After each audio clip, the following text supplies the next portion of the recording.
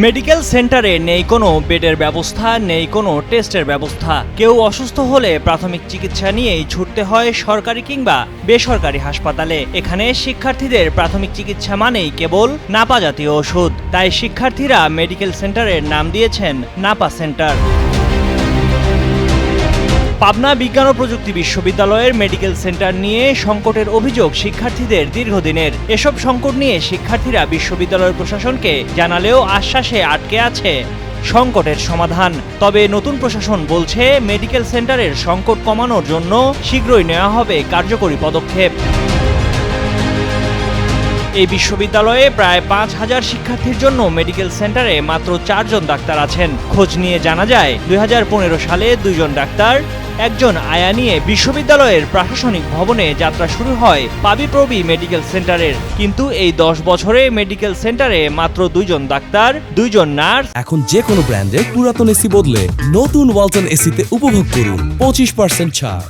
একজন কম্পাউন্ডার এবং ২ জন অফিস সহকারী বেড়েছে। শিক্ষার্থীদের অভিযোগ, মেডিকেল সেন্টারে যে চিকিৎসা দেওয়া হয় এটা নামে মাত্র। এখানে কোনো বিশেষজ্ঞ ডাক্তার নেই, ফলে শিক্ষার্থীরা প্রাথমিক চিকিৎসা ছাড়া কোনো চিকিৎসা পান না।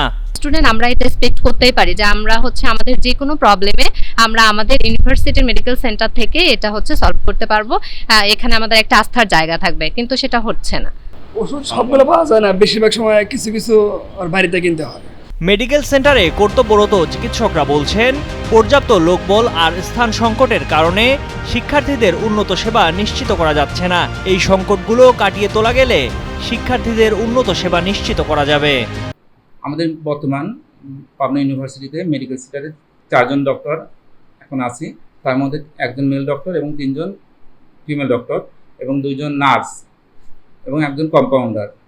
যদি সেবার মান আমরা বাড়াতে চাই, সেক্ষেত্রে আমাদের অন্তত আরও 4 জন ডক্টর ইমার্জেন্সি দরকার মেডিকেল সেন্টারের জন্য, এবং 2 জন মেল নার্স অর্থাৎ ব্রাদার্স দরকার। তাহলে আমরা সেবার মানটা আরও বাড়াতে পারবো।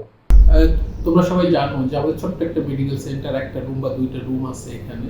তো আমি যোগদান করার পর থেকে আমি মেডিকেল সেন্টারে একদিন গেছিলাম, প্রথম যেদিন যাই, দেখে আমার আসলে খুবই ছোট্ট একটা জায়গা মনে হয়েছে যেটা কীভাবে সার্ভিস দেয়।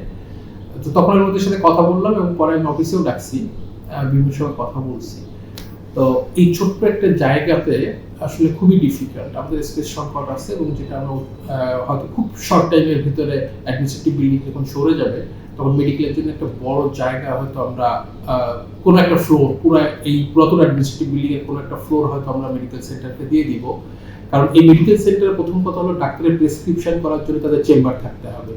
দ্বিতীয় যে বিষয়টা, অন্তত মিনিমাম কিছু ডায়াগনস্টিক সেন্টার যেটা আমরা বলি, কিছু চেক আপ যেন করা যায়, সেই ফ্যাসিলিটি থাকতে হবে। এবং তোমরা শুনে আরো খুশি হবে যে আমাদের কিছু ইকুইপমেন্ট কেনা আছে, বাট দুঃখের কথা একই সাথে যে আমরা কিন্তু ইকুইপমেন্টগুলো সেট আপ করার জায়গা পাই নাই বা করতে পারি নাই, যেটাই হোক না কেন। তো এই ইকুইপমেন্টগুলো আমরা সেট আপ করার আমাদের ইচ্ছা আছে। এই ইকুইপমেন্টগুলো সেট আপ যখন হবে, কিছু ইনগ্রেডিয়েন্ট অলরেডি কেনা আছে, কিছু কেমিক্যাল কেনা আছে যেটা টেস্টিং এর জন্য, কিন্তু আমরা সেই ইগুলো সেট আপ না করতে পারাতে কেমিক্যালগুলো নষ্ট হচ্ছে, দ্বিতীয় হলো ইকুইপমেন্ট নষ্ট হচ্ছে। আব্দুল্লাহ আল মামুনের পাঠানো তথ্যচিত্রে ডেস্ক রিপোর্ট, ময়ূখ ইসলাম, কালের কণ্ঠ।